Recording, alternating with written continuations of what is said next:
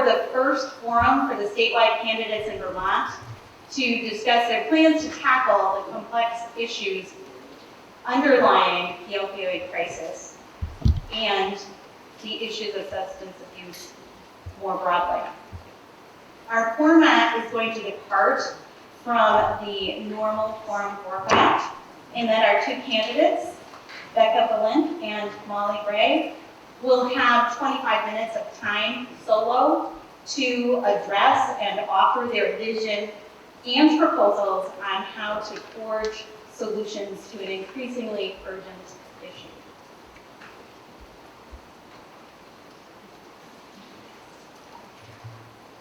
I remember it was an afternoon in 2013.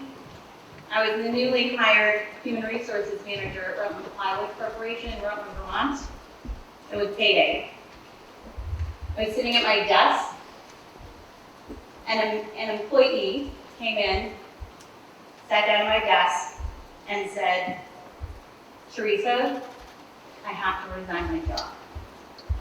I'm really sorry, I can't give you any notice, but today is my last day." He'd been with us for about 8 weeks, doing a great job, engaging, smart, capable, competent. I checked in with him many times, as I did with all employees. Never noticed there were any challenges at work. And then he said, "I've relapsed. And I've signed myself in to a center so that I can get help again." So we talked a little bit, asked him if there was anything that we could do, anything he needed. And he said, "No, I'm hoping this time it'll work for me. You all have been great. You've given me another chance." I think that was the second maybe time that he had worked for Rutland Plywood and he'd returned to us, which we welcomed. And I said, "If you don't mind and don't feel compelled to answer because this could be too personal, I have a couple of questions.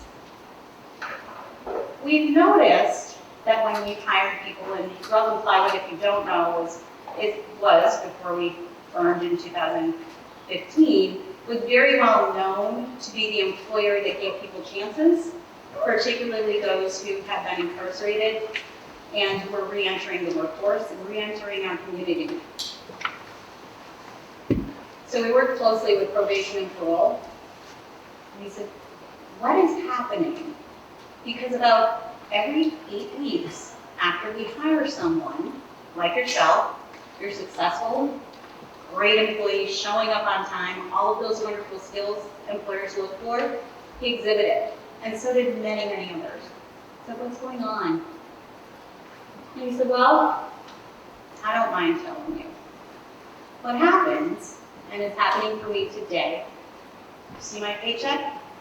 I'm getting paid about $500. When I leave here, I'm going to be going to pay my drug dealer, because if I don't, he will kill me. And then when I leave him, after paying him, I am signing myself in to a place that's going to help me recover."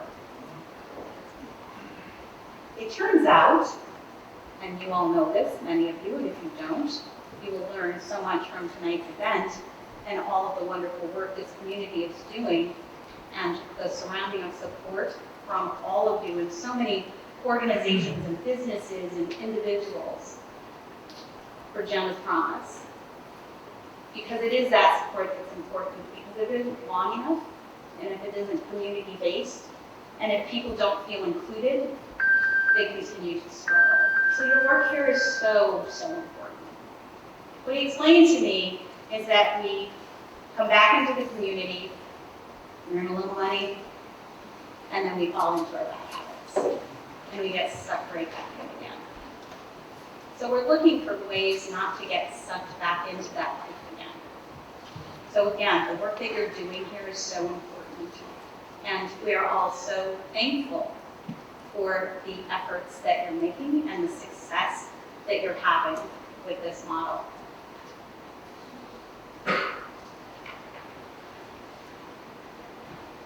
The opportunity that I had at Rutland Plywood was pretty amazing. Jack Barrett, the owner of the company, and the VP of Operations, Benny Knott, were very, very supportive of me getting involved in Project Vision. And I also participated on the reentry panel for several years. It was a panel based on the restorative justice model. And to be clear, not everyone who has a struggle with addiction is involved with incarceration. I just happen to work with a lot of people that their lives have changed in that way. Out of that, I heard so many stories and so many struggles. So what you hear is real. It's the life that people are leading, and it is our responsibility as a community to do what we're all doing. We've been doing that in Rutland very successfully, and I'm so pleased to be here tonight and to have made the connection with all of you and those who invited me to be here to see that your community is doing the same thing. So congratulations and work well done. So thank you very much. One of the things that struck me in the stories that people were telling, we'd always ask, you know, when we see you in the community, what do you need from us? What do you want? When you see us on the street or we see you on the street, what is it we should do? Because we don't want to embarrass you, because we have this connection through reentry, for example. Maybe you don't want us to acknowledge you. Well, it's quite the opposite. What people said time and time again is when you see us, please look at us. Look us in the eyes. Say hello. Smile. Because when you don't do that, we don't feel included, and we don't feel part of your community, part of our community. So please do that for us. So one of the things I would ask you to think about and hold on to as part of the wonderful work you're doing is what I just said. So if you're not doing that, do it. If you're doing it, do more of it. So that's my story. I guess I should tell you my name. My name is Teresa Neely, and I am from the Rutland community. And I had the wonderful opportunity of meeting Gregory Tatro, who I'm going to introduce. Gregory and I met a few years ago at a training for HR colleagues. And we have maintained our connection over the years, which is how I've come to have this wonderful opportunity to get to know more about Jenna's Promise and the work that you're all doing here. You may already know a lot about Gregory, but I'm going to tell you a bit anyway. So Gregory is Jenna's brother. He's the co-founder, along with his family, of Jenna's Promise. If you hear people talk about Gregory, one of the things they will say is he gives a voice to people who don't have a voice. He's empathetic. He's passionate about people. He's the solver of problems. And what he would want you to know more than anything is by bringing community together. I also learned that he's a hair model. I'm going to pay for that. But whether Gregory is leading in his position at GW Tatro Construction or in his work here at Jenna's Promise, it is about community. That's very important to him. The other thing that I learned about him that is not surprising, so if you know Gregory, you would already know this about him, is that when he is on the street, he never passes anyone without making a connection. So what I learned, and not surprisingly, that people want, all of us want it, is that connection. It's that smile. It's the eye contact. It's the connection to the community. It's the inclusion. It's about our community. So without further ado, Gregory.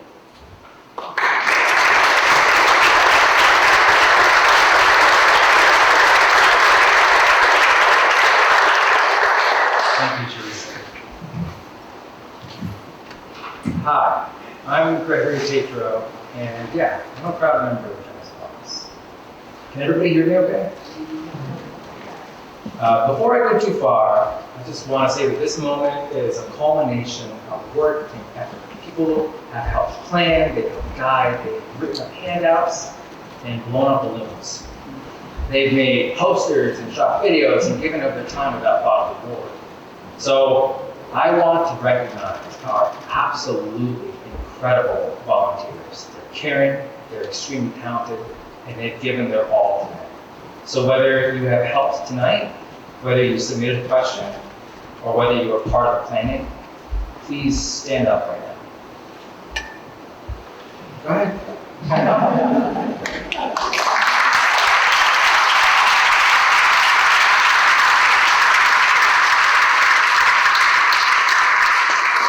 And stand to Greg and Don Tatro, without whose incredible vision, none of this would be possible.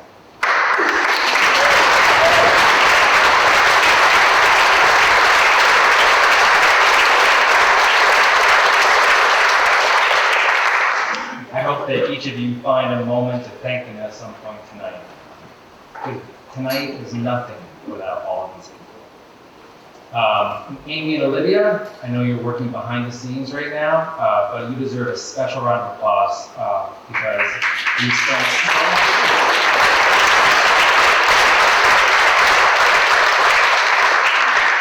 spent so much time planning and decorating, so thank you both. Lastly, I want to thank the candidates and our public servants here for devoting their time to this issue and for recognizing its importance in Vermont. I want to thank the media for taking time out of their day to be here on a Thursday night. And lastly, to all of you here. Each of you is bringing something, a story to this gathering. Each of you is carried forth by something important to this hall right now. So thank you for being here and thank you for participating.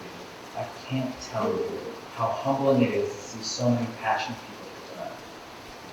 So, as many of you know, and as Teresa said, Jenna was my sister. My family lost her to an overdose in 2019 after a 6-year struggle with substance use disorder. She was 26 when she died. She was a casualty of an addiction crisis brought about by the avarice of pharmaceutical companies, ignored by government, and then in its mutated form carried forth by a criminal underworld. Lives, so many lives, have been sacrificed on the altar of greed, and yet collectively, we as a country turned a blind eye until the pain grew too great for us to live.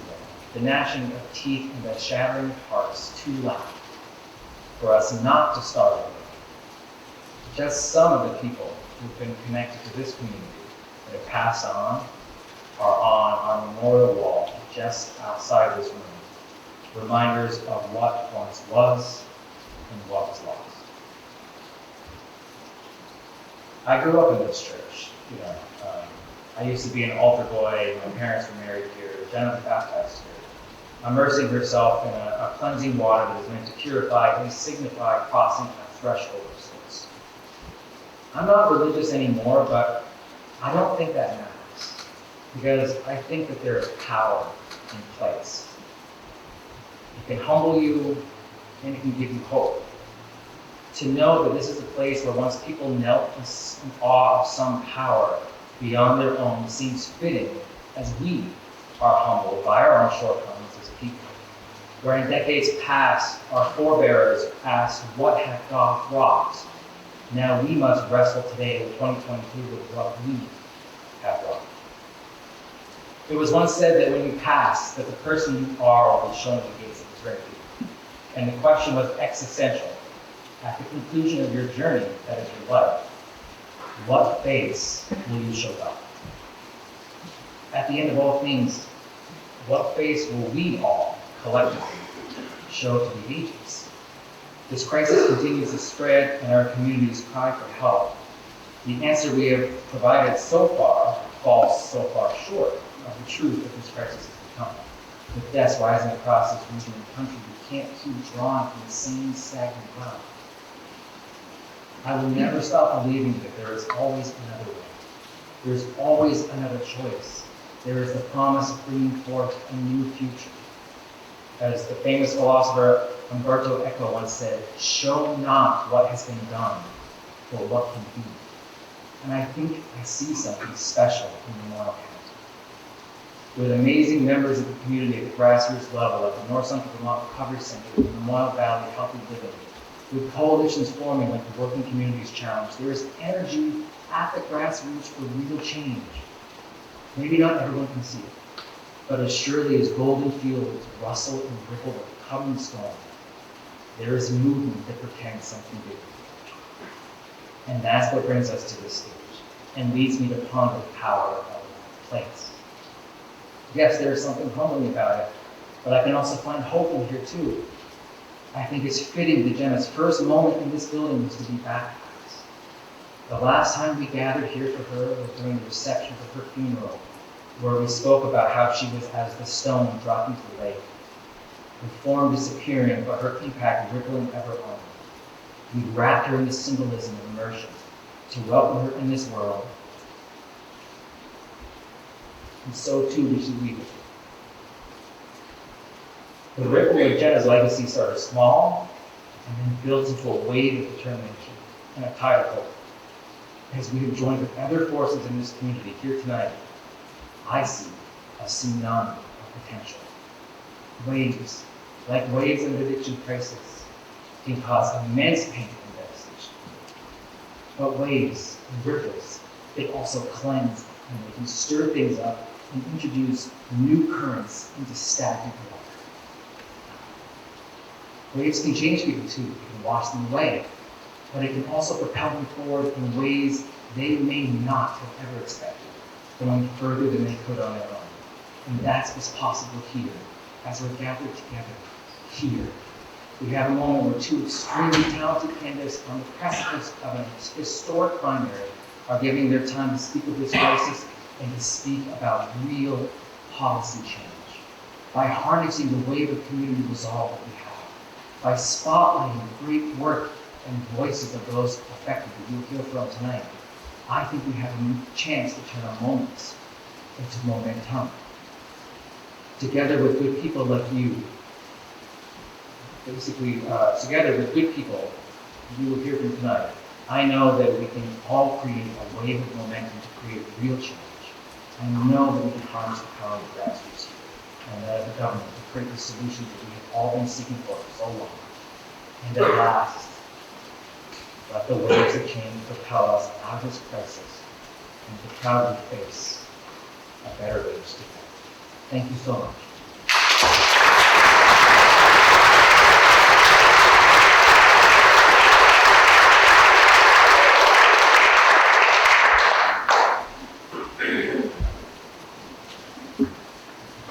Thank you, Gregory.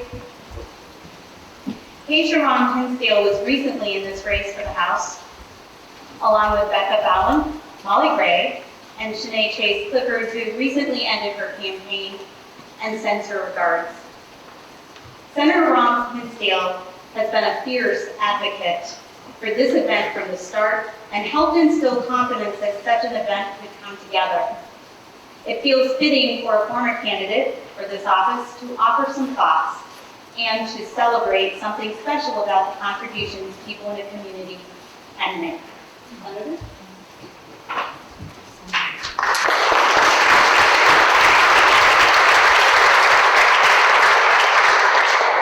Thank you, Teresa. And I was trying to say to Gregory, you should just stay out here now because people want to celebrate your role in this. But I first want to echo some of what Teresa said in the beginning. The most recent time I spoke here was for Recovery Day, and I sat next to a recovery coach, and I'm not usually nervous, but keynotes are different, and I was sharing the stage with two major authors on the opioid crisis, and the woman I was sitting next to said, I can just tell you're going to do amazing.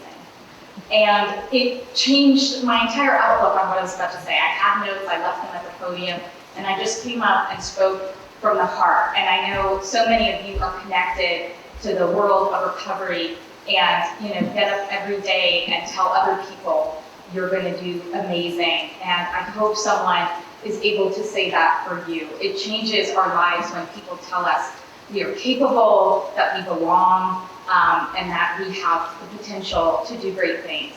And that for me is sort of the first offering of gratitude that I want to share to Jenna. If not for her big heart and the life that she led, we wouldn't be here with essentially, two incredible women in this race, one of whom, unless, some act of God that changes things, is going to be Vermont's first congresswoman and is going to take Jenna's name and story with them to Washington and change what's happening in Washington and bring those folks who can help shine a light on what we're doing here back to Johnson, to be part of this incredible, incredible space and the heart that it represents. And that, of course, brings me to thanking Dawn and Greg. I have sort of been peripheral to the planning, and last time I visited, just to tour around, it was just clear that this is a family that tries to get to yes if people have good ideas and a desire to make a difference. When I came, people were talking about big plans for, Jenna's Promising Goods. They were talking about, the coffee that they were making, the lemonade that they were making for the Do Good Festival. I mean, everybody was busy doing something incredible, helping children, planting gardens. There is just limitless potential for people's dreams, which is so important if you're in recovery, when you hear no all the time. I know everybody who stood up to say, to sort of acknowledge that they were part of the planning would want me to say, while I have the microphone, that we owe a really big thanks to Gregory for putting this together. Gregory, would you come out for a second and embarrass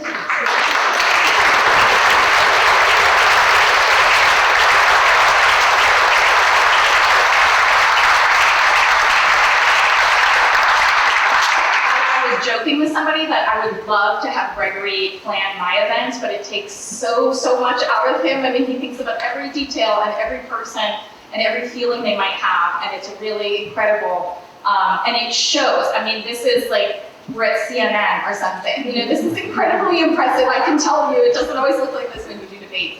And that just speaks to the heart and the care and the grounding in an issue that is, one of the most critical issues facing our generation and facing us in this moment. And I do want to acknowledge, Gregory mentioned generally that we have some of our lawmakers here. As we think about who we send to Washington, it's important to remember that we have really, really important work to do right here at home, particularly trying to fund the good work that you all are doing and increase funding for recovery spaces and centers like Jenna has promised. And we have Senator Richie Westman, Representative Dan Noyes, and sadly, departing Representative Lucy Rogers here tonight with us as well. I just want to acknowledge that they come out to hear all of you and to hear from our candidates. And then finally, I know I don't have to say to our candidates as they come to the stage, they're going to do great, they're going to be amazing, they are. But I will say that what it reminds me of is why it's important to talk about this at the federal level, not just because of the specific policies that we can shape around the opioid crisis, but it recalls for me the time that I spoke with the chief medical officer in West Virginia who was trying to turn their overdose death rates around. And he said, as a doctor, we thought we were treating pain, but we were treating suffering. Every time someone gets addicted to painkillers and opioids, they have the depression they're facing in their life, they can't get new teeth, they can't get a knee fixed, they have to walk 2 hours to a minimum wage job and back. They're just living in despair a lot of times. And we can't keep treating that despair with opioids. It's obviously not working. And so our policymakers in Washington have some really big work ahead of them to look at all the interrelated issues, especially coming out of this pandemic, that are affecting our communities, and to make sure that instead of trying to do the quick fix of treating pain, we really look at getting to that suffering, to reaching out to one another, and ensuring we're creating spaces of belonging, like the ones here at Jenna's Promise. So thank you all so much for having me, and another big round of applause for Gregory, without whom this would not be possible.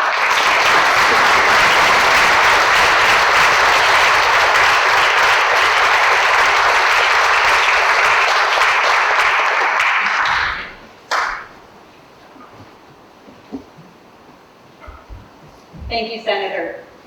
And thank you, Jake, for your amazing work on that poster.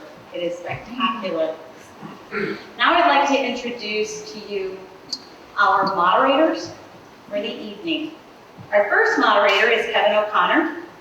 He is a journalist for Vermont Digger who has written extensively on the opioid crisis, law enforcement, local and statewide politics. His expertise is deep and nuanced, but his stories, importantly, never lose sight of the lives affected by policy and social change. And our second moderator is Melissa Story, who has a lived experience of substance use disorder that helped fuel an empathy and passion to help others seeking recovery. She has spent years working to improve the field as a whole, while also focusing on the lives and individuals at stake and in need of her mentorship. She is a leading light in the recovery community. Kevin?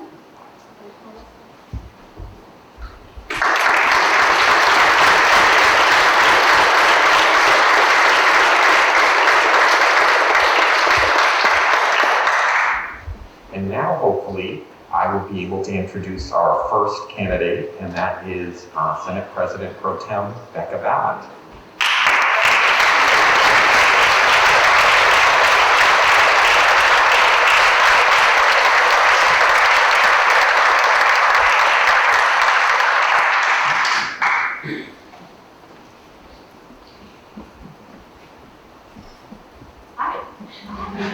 So Becca, here are the rules, which aren't actually rules, suggestions. This is not a contest, everybody, this is a conversation.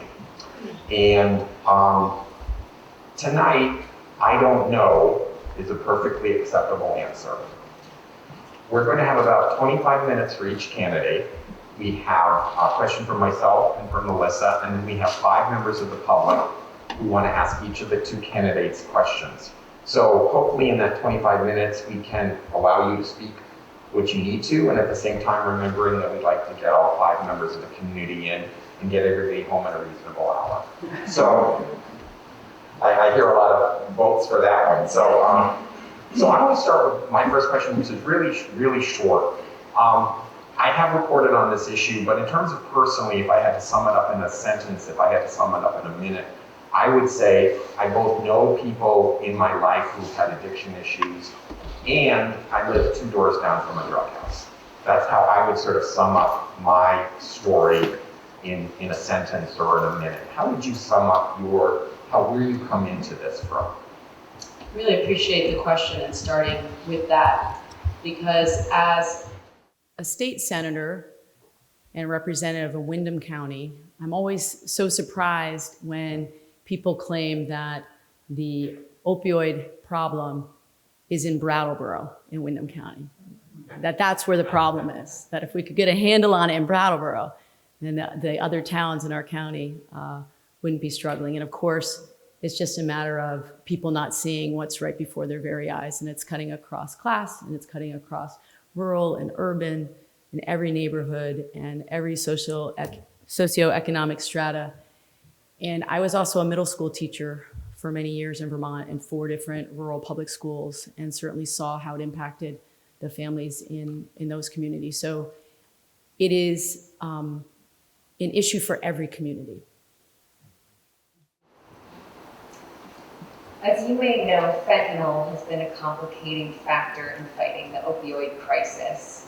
In Vermont, we've done a great job at making buprenorphine accessible whenever possible. And in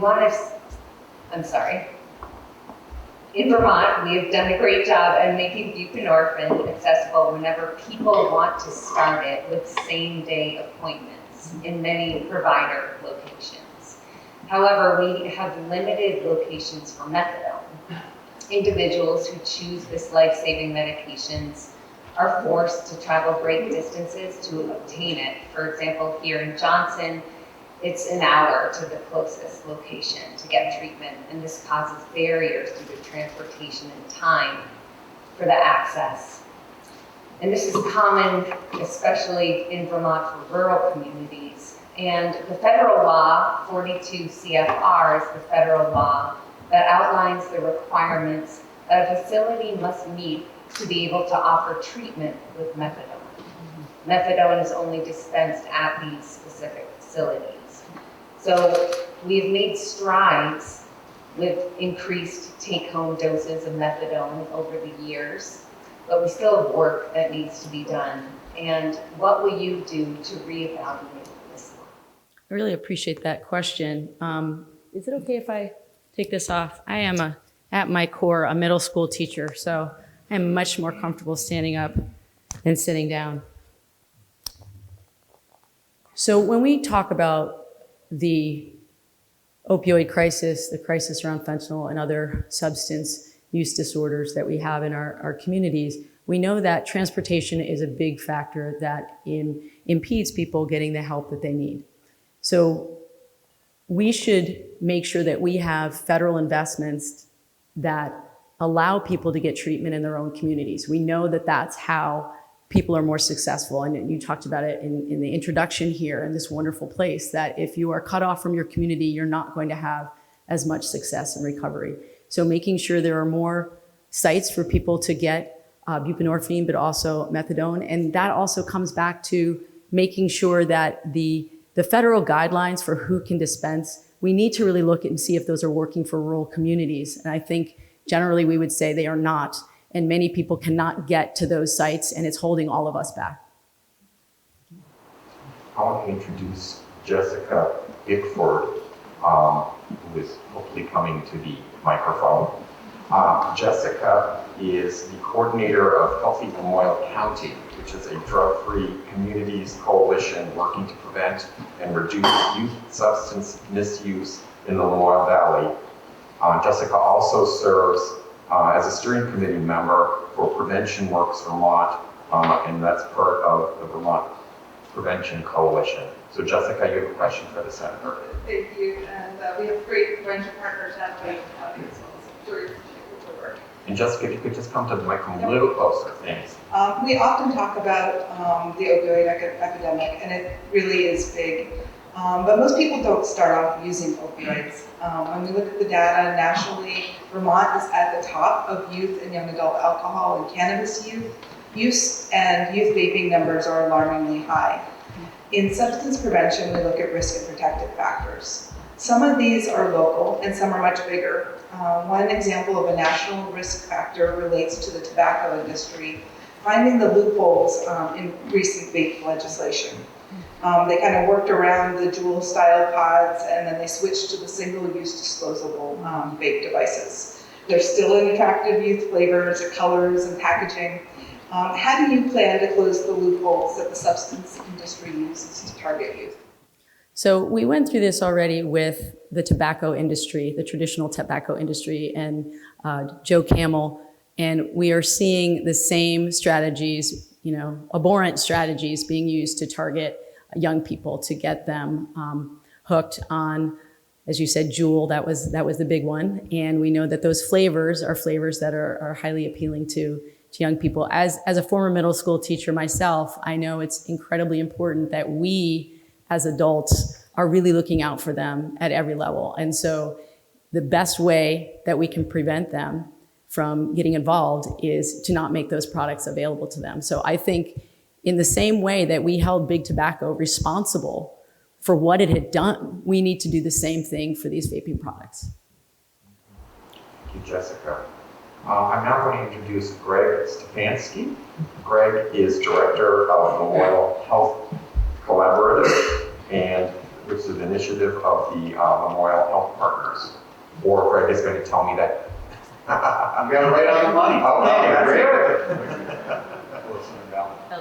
Over the past few years, I've actually worked for several health and human service organizations and also in several schools. I was also a part of the team of health and human service providers who coordinated a response to COVID in our community.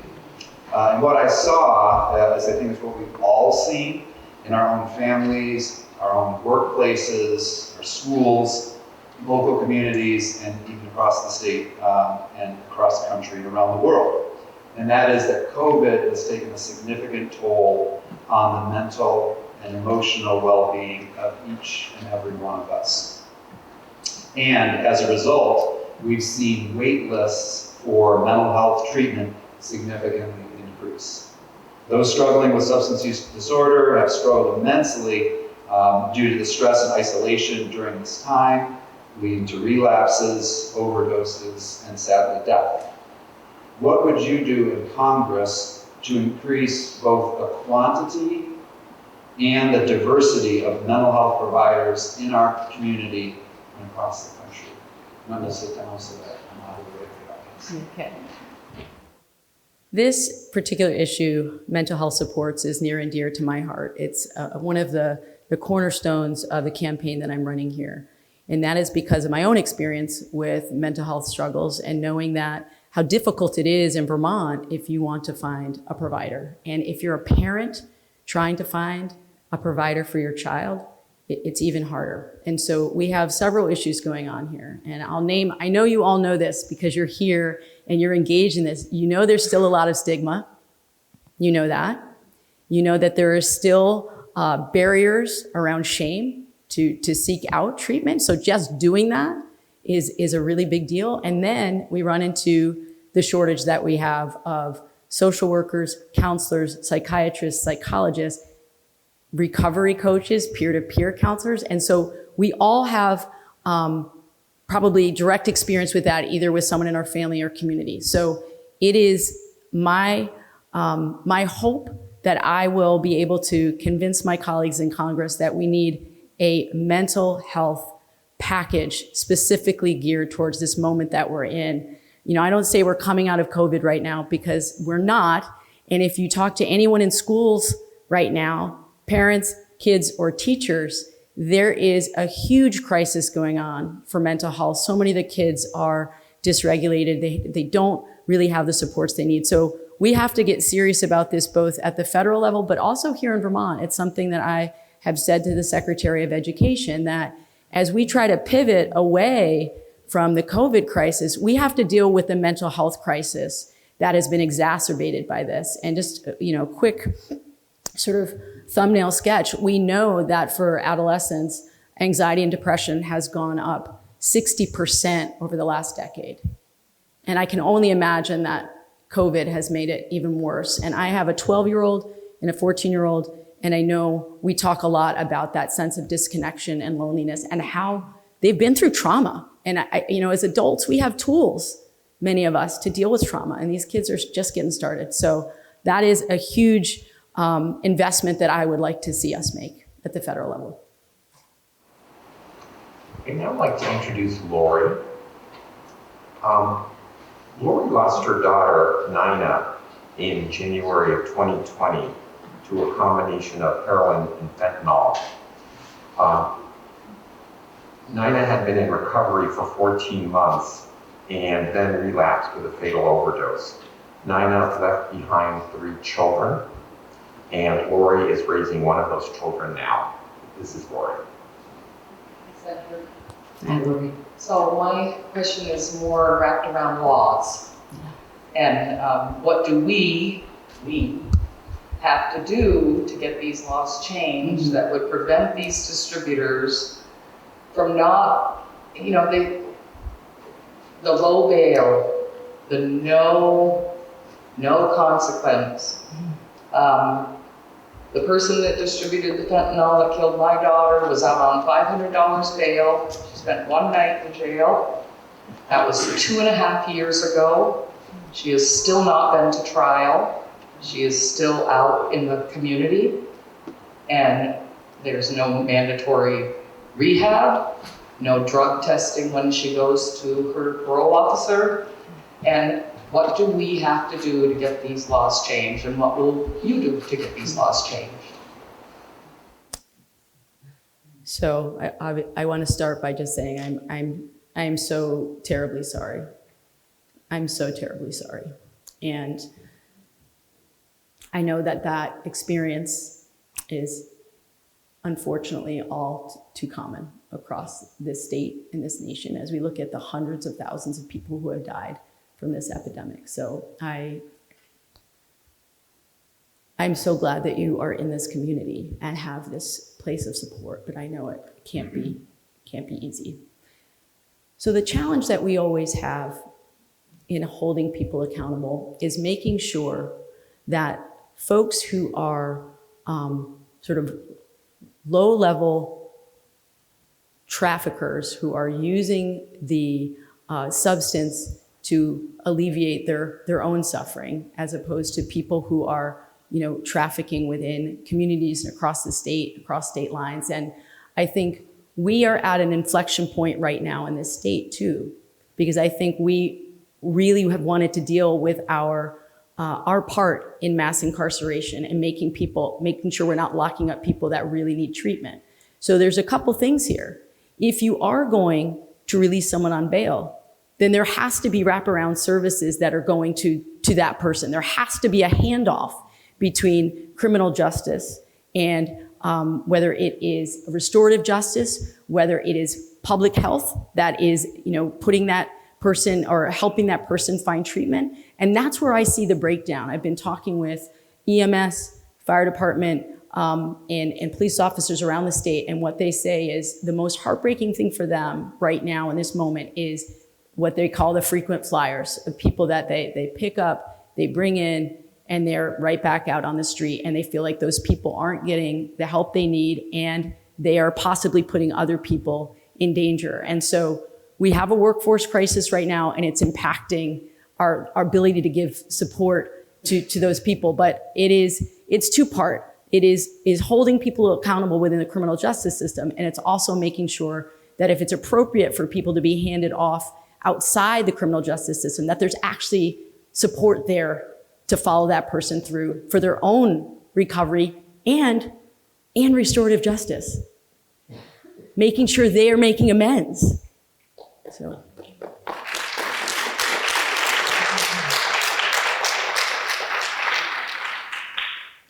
I'm now going to introduce Gary DeCarlis. And Gary is the Executive Director of Recovery Partners of Vermont. How did I do with your name, by the way? Pretty good. Sort of. In the ballpark? Yeah. We actually did learn these names in rehearsal, and now we're picturing them here. Gary's question. Thank you for your service. You're welcome.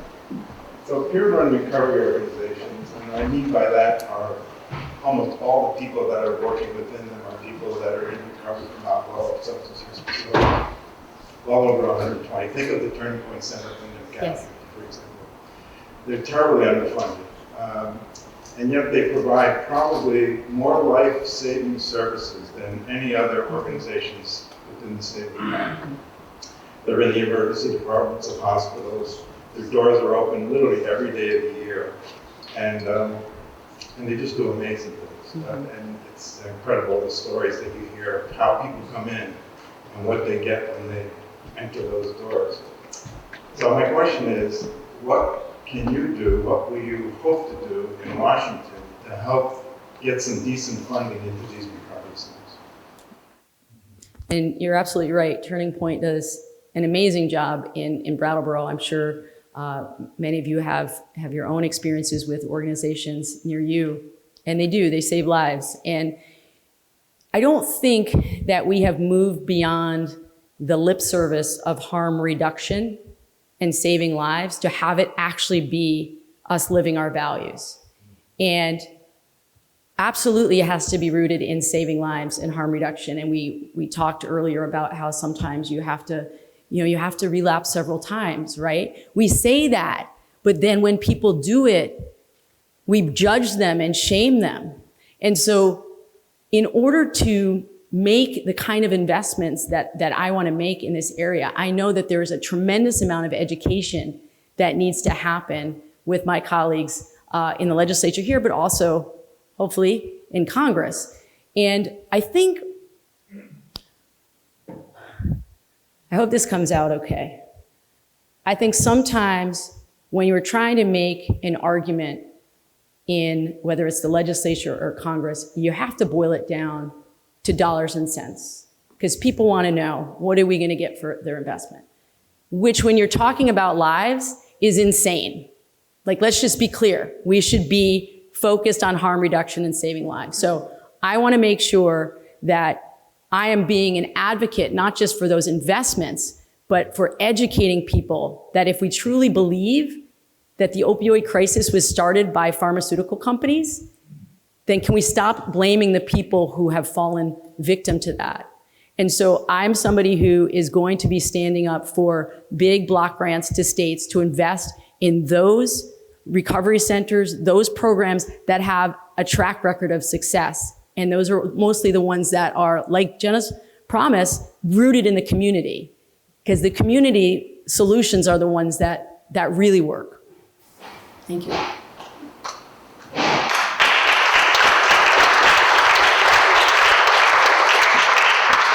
Amazing but true. We promised you this in 25 minutes, and we're actually at our last questioner, and so the press and the politicians actually, for once, are delivering.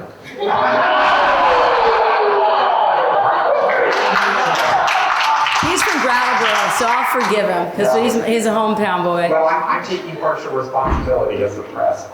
Carolyn Butler is our last questioner. Carolyn is a person in long-term recovery and a nurse practitioner who is working in addiction medicine. She is a founding provider of the Johnson Health Center, which offers low barrier, easy access, basic medical care with a focus on treatment of individuals and substance use disorder. Hi, good evening. So what I do as a nurse practitioner is taking care of people where they're at. Carolyn, come closer to the microphone. Sure. Is that better?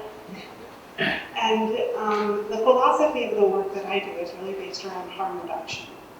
And that the entry point to recovery looks different for every single person. It may be success on day one, it may be trying over and over and over again, and it may be things like continued use and working to make strides towards safer. And my question is, with Vermont really being a leader in the opioid crisis, what are we going to be able to do about ensuring people will have access to things like low barrier clinics, syringe services, safe injection sites, and really a broad, creative entry point for recovery? Thank you for the question. One of the things that I was so disappointed about when we got to the end of our session was that Governor Scott vetoed our harm reduction bill. And it was it goes back to what I was saying before. Are we going to give lip service to harm reduction, or are we going to get serious? And if we're going to get serious, then we have to use the things that are working, whether it is needle exchange, whether it's, low barrier entry to support services. And so that's where it gets into the shame blame thing. I feel like we still haven't pivoted beyond that. So we had a bill that Senator Rahm and I worked on with our colleagues in the Senate. I saw Richie Westman was here. I'm not sure if he's still here, but we passed that bill. We got it through both chambers. We thought the governor was going to be a willing partner, and he vetoed it. And honestly, what we passed was not even that dramatic. It was honestly to study the issue and make sure that we could set up in the future safe injection sites and to gather data on that. And even that, he couldn't get behind. So there are a lot of ways in which we worked closely with the governor that I know we did good work together. I was incredibly disappointed about that because I feel like it set us back. So one bright light right now is the fact that we have a president right now, first ever president who has put out a harm reduction plan. That alone signals to me that his administration is thinking about it differently. And he is talking about things like safe injection sites. He's talking about Narcan being available. He's talking about fentanyl test strips to keep people safe. So to have at the highest level a president sort of planting the flag in the ground saying this is where we have to move, I feel like that gives us an opportunity in Congress to make some real changes on this front because I think state by state it's moving too slowly.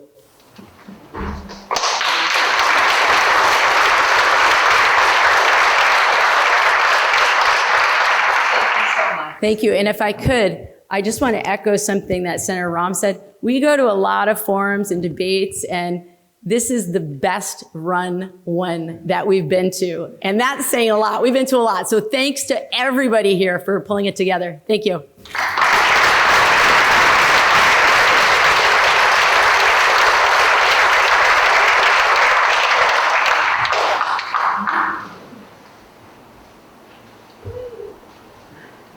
And now I'm going to introduce our second candidate, who I hope is here. Our second candidate is Lieutenant Governor Molly Gray.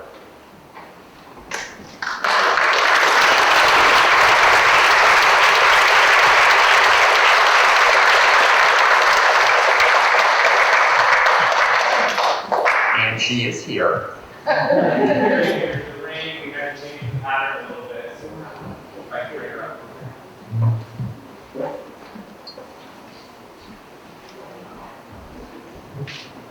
And I will say that again. Here is our next candidate, Lieutenant Governor Molly Gray.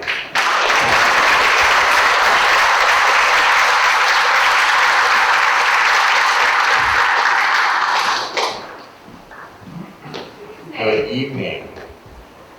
Make yourself comfortable. Wow, look at this. Wonderful to be here. Now, you can either take the mic out or use it in the stand, whatever you feel comfortable. I'm Kevin, this is Melissa. Here are the quick ground rules. This is not a contest, this is conversation. This is a place that when you hear somebody ask a question you don't know, I don't know is a perfectly acceptable answer. We have myself and Melissa, and then 5 people from the community, and we hope to spend about 25 minutes. So if we can sort of understand that we've got about 25 minutes between the 5 community members and ourselves, we can go from there. So the first question, really short, is I said the same thing to Senator Balint. I come from this as someone who covers this issue, but I also personally, if I had to put my experience in a sentence or a minute, I would say that I've had people in my life that have had addiction issues, and I also live about 2 doors down from a drug house. So if I had to really sort of sum up my experience in a real short way in terms of how I come to this, that's what I would say. How would you sort of sum up how you're coming to this issue? I'm gonna just take this off just so I can stand up. That's okay. I'm used to doing that. There we go. Well, first off, just thank you again so much for having me, and thanks to the Tetros. I think this is the 3rd visit to Jenna's Promise, and it's wonderful to be back in this space. I grew up in rural Orange County in a little town called Newberry, and certainly grew up at a time where opioid use started coming to light, and not until I would say the last 10 years, recognizing that some of my classmates, friends from my childhood have been suffering and individuals have passed away. But also just to speak, I guess, from my heart and share something really personally, I have an aunt, she has passed away now, but she became very addicted to opioids and lived with addiction. And in the last 2 years of her life, helping her move back to Vermont, get into recovery, get into a supportive environment. So something that has certainly impacted me personally and something I feel quite connected to and passionate about. As you know, this event is held here at Jenna's house, named after Don and Greg Tetros' daughter, Jenna, who died of an overdose in 2019. They've been very open about the many times Jenna was ready for help, but couldn't find any open beds for treatment, and inevitably went back to using. Vermont is a state that has only 2 places for inpatient recovery treatment. This lack of resources means people often have only 14 days to stay in a treatment facility, and sometimes less, instead of the more evidence-based 30 days to start their recovery on steadier ground. There are often wait lists for weeks, which means people must continue to use so they can get into treatment, and by then, in that stage, sometimes they've passed on or they've overdosed. And this is one of those issues that really straddles being both a state and federal problem. How would you bring the power of the federal office to help create change that could save Vermonters' lives? I think there's so many topics to touch upon in answering that question. I mean, I'll just share that Valley Vista is in Bradford, so just south of where I grew up, and I think that's one of the 2 treatment facilities in the state, which is kind of outrageous. Not kind of, it is outrageous. I think there are a number of issues that are intersecting all at the same time. One, that we simply don't have the workforce. We don't have enough people who are trained to be able to provide therapy and treatment. There's legislation going through Congress right now, the Opioid Workforce Act, which I think is incredibly important right now, and just increasing the number of residency programs, increasing the number of professionals we can get trained. We certainly need to expand funding for pilot centers in rural communities just like this one, so that no one has to figure out how to get to Valley Vista. And we can also talk about transportation this evening, but no one has to figure out how to get all the way to Bradford or Valley Vista or the other facility that I know is in this part of the state. And that's an area where the federal government has a huge role to play. I got into this race because as lieutenant governor, having a real serious window into our budget as a small rural state, we simply don't have the money to make the big investments that we need to make, either in supporting pilot centers, or not pilot centers, but more rural community recovery centers, and supporting access to treatment, and then growing the workforce as quickly as possible to ensure that we have the specialists and experts that we need, the clinicians. And Congress has a huge role to play in all of that. And there's existing legislation right now that needs more champions. I'm now going to introduce Sharon Carchidi. And Sharon is the Executive Director of the North Central Vermont Recovery Center, which is a peer-run organization, and is a person who's committed to her long-term recovery. Hi, And good Sharon, to see can you. come close to the microphone here. Can you hear me? Is that good? Yeah, it's great. Great. So as the director of one of the 12 recovery centers strategically located throughout this beautiful state, it's apparent that we are challenged with the realities of its ruralness. Daily, in the work that we do, we are faced with the battle of individuals and families struggling to physically access our hub and spoke system. We're also challenged with the lack of reliable public transportation. And the need for additional residential treatment and detox facilities is apparent for us. It's a gap. I am curious, do you view these same items as barriers in our system of care? And if so, what would your approach be to improve them? Absolutely. I talked a little bit about access to rural community transportation, RCT, which we know we have here in Vermont, but we don't have enough of it. We don't have enough drivers. We don't have enough buses.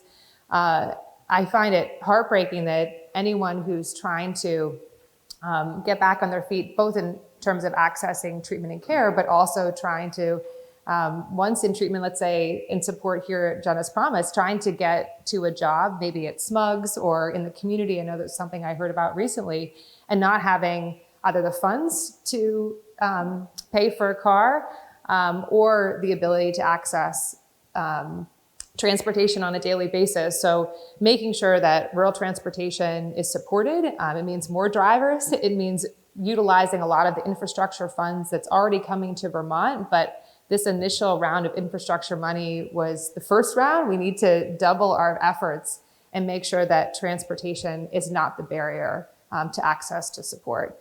But I also believe that in this model here, right, what is so wonderful about Jenna's Promise? It is that when families come here, there's childcare downstairs, there's a kitchen to make a meal, that there's a lot of this wraparound support services that eliminate the barriers for families accessing treatment, which is so desperately needed. And we'll talk about why this is the model, for the rest of the evening, and why, as Gregory said, that we need to bring, and maybe it was Senator Ron Hinsdale said it as well, that we need to bring Jenna's Promise to Washington. And this is the model.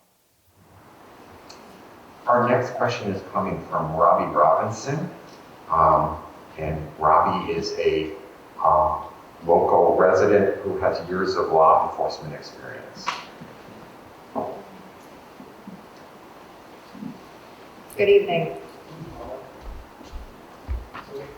probably tell I'm a different generation. And Robbie, if you could just use the microphone, we're trying to get as close as possible so everyone can hear your question. Sure. So you can probably tell I'm a different generation.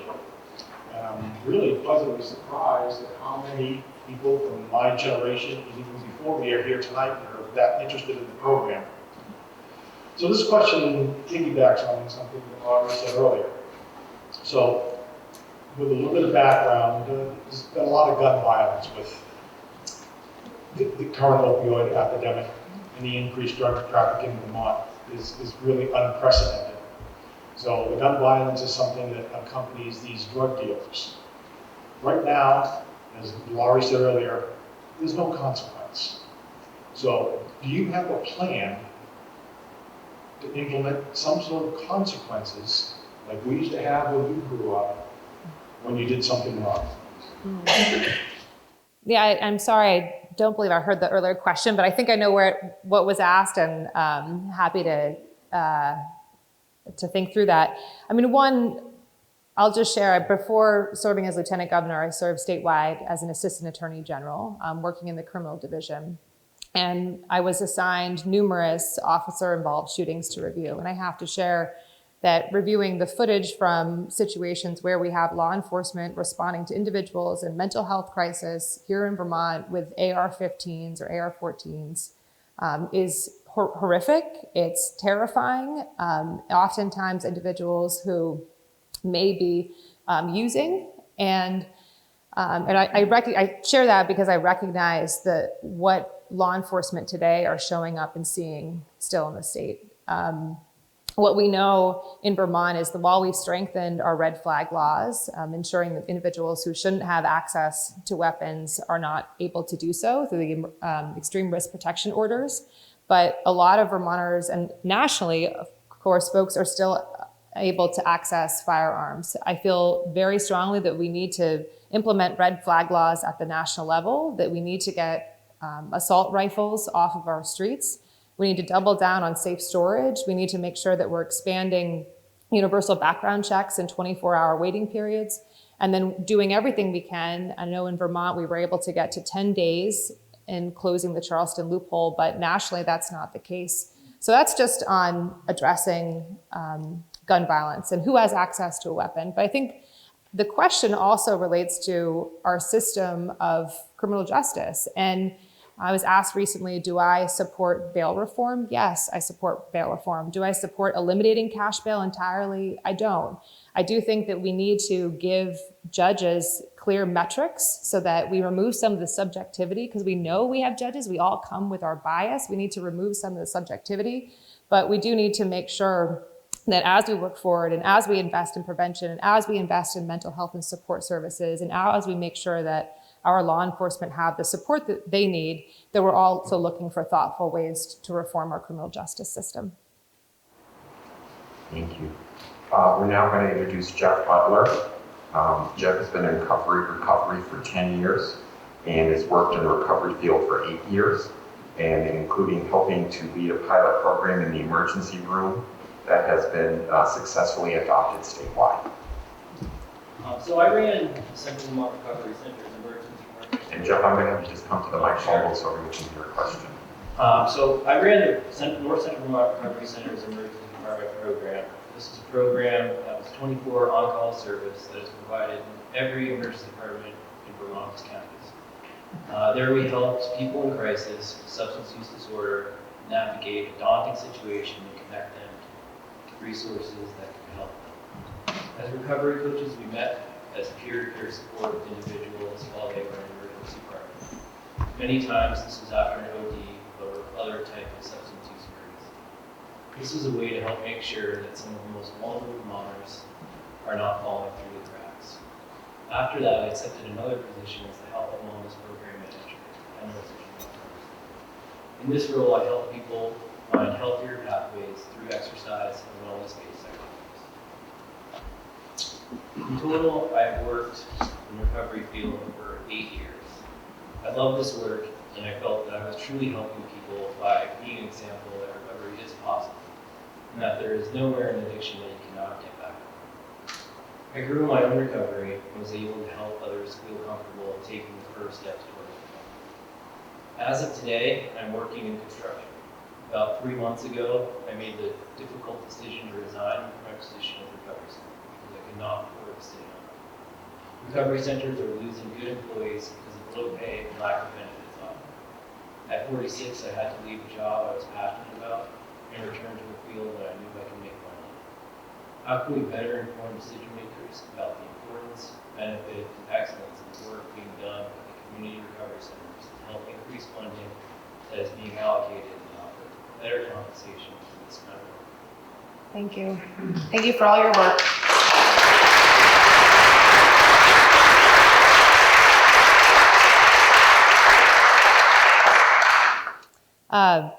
I think we need to increase base funding, full stop. I mean, right now, how are we supposed to recruit and retain those who want to work?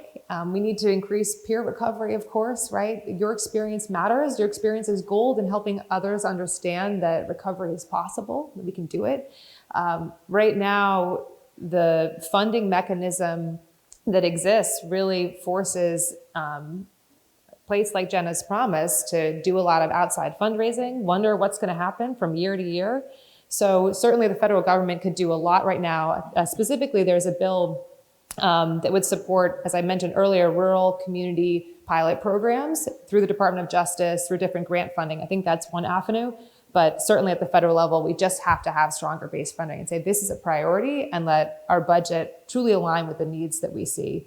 I did want to mention or reflect on some of your work and experience around wraparound services and share another area just with our emergency rooms that I've seen as Lieutenant Governor. I spent an afternoon at the Central Vermont Medical Center where individuals are coming in, of course, into the ER, but as soon as they arrive, they're getting connected with Turning Point, they're getting connected with Capstone, getting connected with wraparound services within the community. And I think it's another strong model where we can ensure that those who are coming into recovery or in crisis can access services as quickly as possible. And again, it's just building out a system of care and the workforce to be able to do that. But we have to have strong federal funding. And we're so lucky to have a congressional delegation right now that sees that and has been working to support us here in Vermont. But certainly I'll carry that on if elected.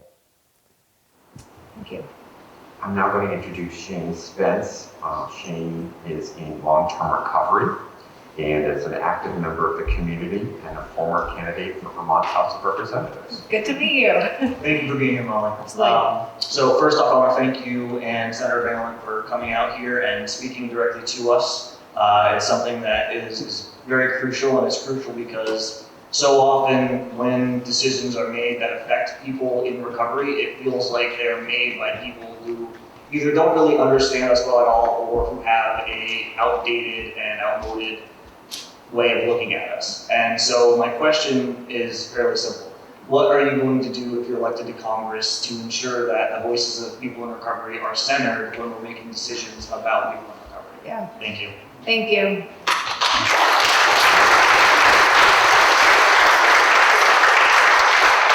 Actually, I think this is the most important question. And a couple of things come to mind. One, I often say we don't talk about Vermonters, we talk with Vermonters. And I think it's the same is true. Don't talk about us without us. And I feel, and I was here a few weeks ago talking about this, that for Jenna's Promise to come to Washington, why don't we just bring Washington to Jenna's Promise and to host a field hearing right here and to give, right? To host a field hearing right here and to give rural states a chance to understand that this is really possible. And this is how community can come together and how to utilize federal funds, how to utilize state funds, and to really think about, and we'll talk again about hopefully housing and transportation a little bit more in particular in all of the different ways that we can create the landing pad for a strong recovery. But I feel strongly that to have an office that is really able to serve Vermont well, we need to have an office that has individuals of all walks of life and background. And I'd like to commit here tonight to, if I'm elected, to having someone in the office that is in recovery and to make sure that they're the lead on thinking about federal resources. And so that when someone calls from the state who needs help, that we're able to navigate that. And I think that's how we drive real changes to policy.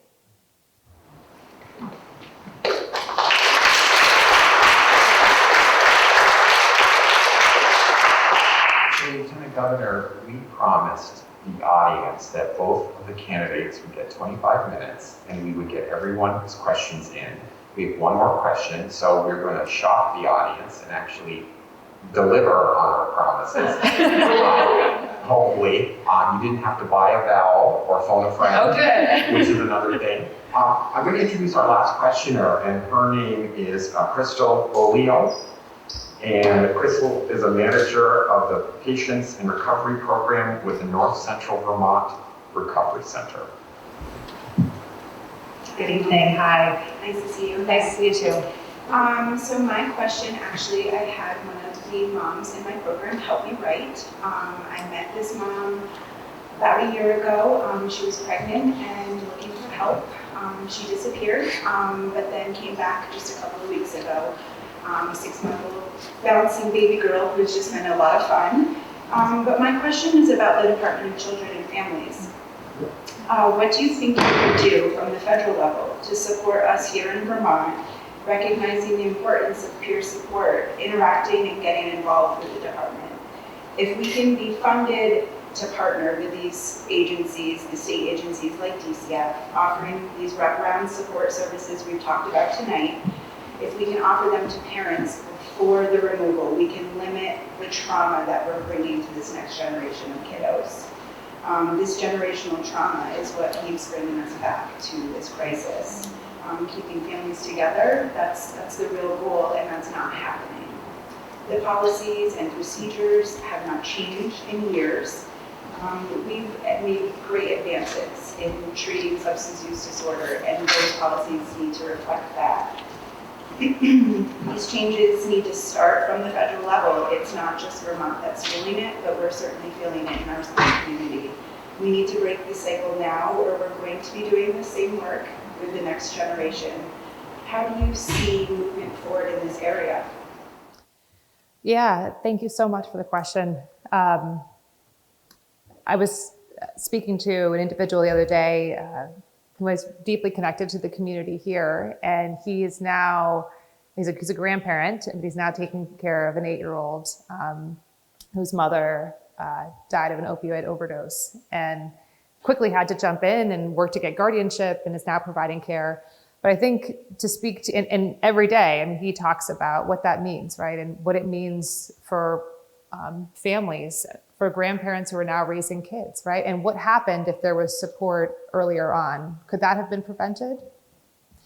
And I think we have a DCF that works very hard in the state, of course, but we don't necessarily have a DCF, and I say this with so much respect, that is able to partner with. It feels fully supported to partner with. We see a lot of, as you said, a lot of advancements in how we're thinking about recovery, how we're talking about recovery, how we're supporting access to services.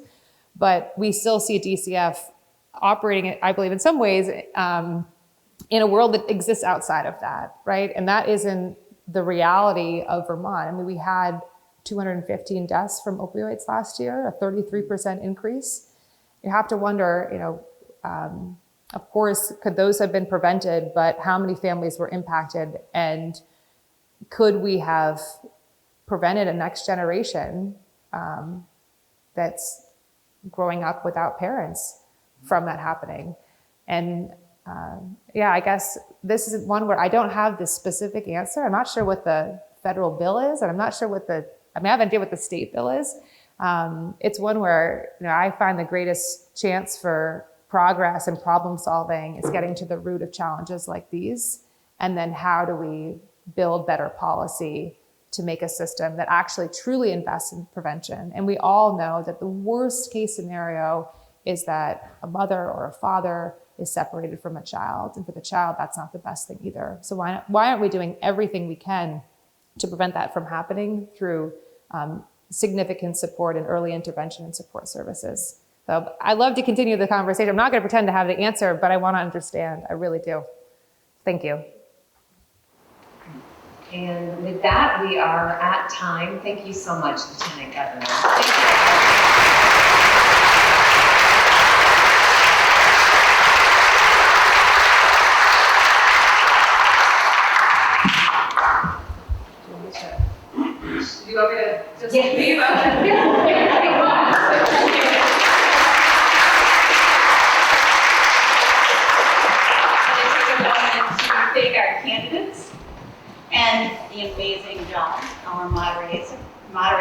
for us this evening.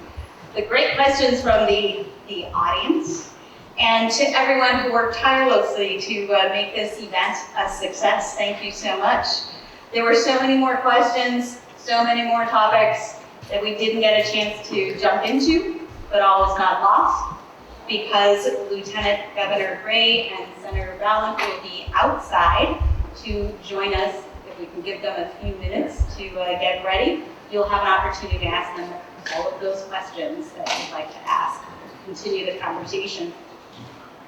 I want to circle back for a moment to the young man, the employee, who talked to me on that day in 2013 to let me know that he needed to go back into recovery.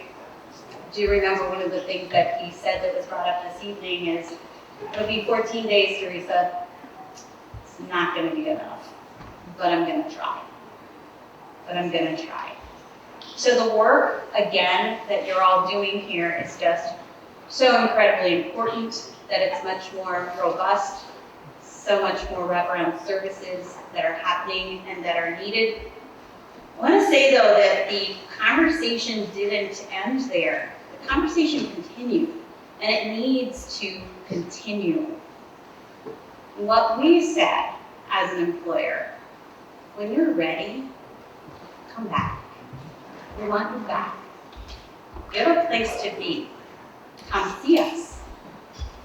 And over time, and as I've become more involved in the community and events like this, participating in a variety of different groups, I hear more and more employers saying this, and we need to continue that conversation, and we need to challenge ourselves as employers and as coworkers, as individuals, as organizations, as community, to continue to support folks who are struggling to recover, because they need us. So we need to commit and continue to commit. I'm not sure if you've ever heard of Simon Sinek. Anyone recognize him? The unshakable optimist. I love him. He's amazing. Here's one of his quotes. He said, when we work hard for something we don't believe in, it's called stress. When we work hard for something we love, it's called passion. So the passion that this community demonstrates in action and your unshakable optimism is changing lives. You're hearing this over and over again. You've also heard that there's still much more work to do, so keep doing it. We need to continue to do the big things, and we need to continue to do the small things, all the things. So make eye contact, smile, and say hello. Thank you for being here, and please join us to continue the conversation.